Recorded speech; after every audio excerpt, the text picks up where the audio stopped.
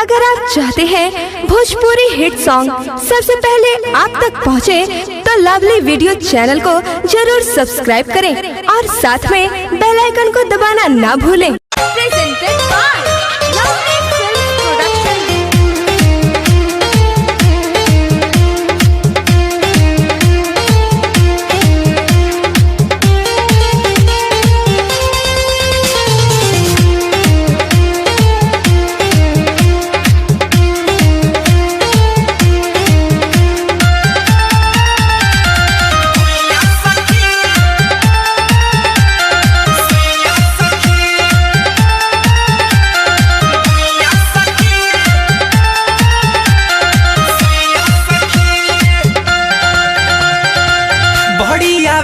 मजा जब धरेला पाजा मन होई जाला ताजा हो।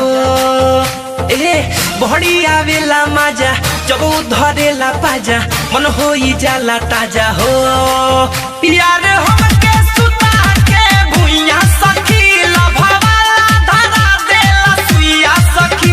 यार हमके सुता के भुइया सखी लभवाला धरा देला सुइया सखी।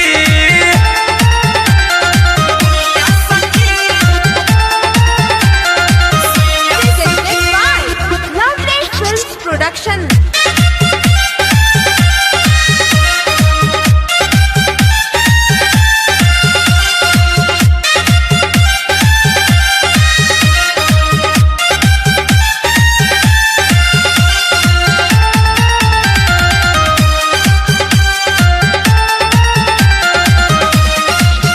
गजबे के प्यार करेला बहिया में हमके धरेला।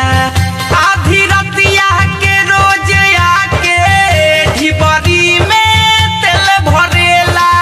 करेला नीचे ऊपर दबावे धुन कबूतर खूबे बजावे बम बम जवानी के ऊपर। सोफा जैसन हमारो देहिया तनको नहीं गड़ेला। भरपूर डोज देवे सखी रे रोज देवे टंकी उ बोझ देवे हो। हाय भरपूर डोज देवे सखी रे रोज देवे टंकी उ बोझ देवे हो। यार हमके सुता के भुइया सखी लभवाला धरा देला सुइया सखी। यार हमके सुता के भुइया सखी लभवाला धरा देला सुइया सखी।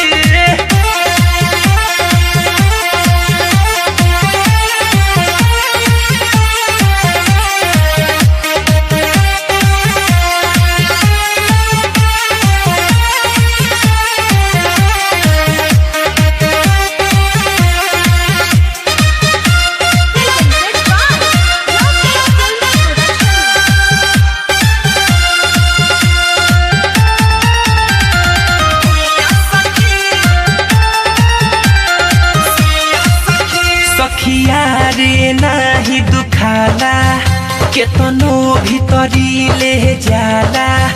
गजबे जाने उतरी का तनको ना छनछनाला।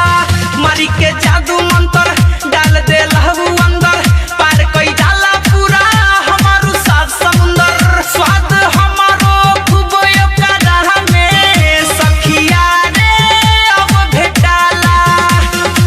बिटू विकास हवे भूटन से खास हवे नाम आकाश हवे हो। अमित विकास हवे विवेक से खास हवे नाम आकाश हवे हो। यार हमके सुता के भुइया सखी लभवाला धरा देला सुइया सखी। यार हमके सुता के भुइया सखी लभवाला धरा देला सुइया सखी।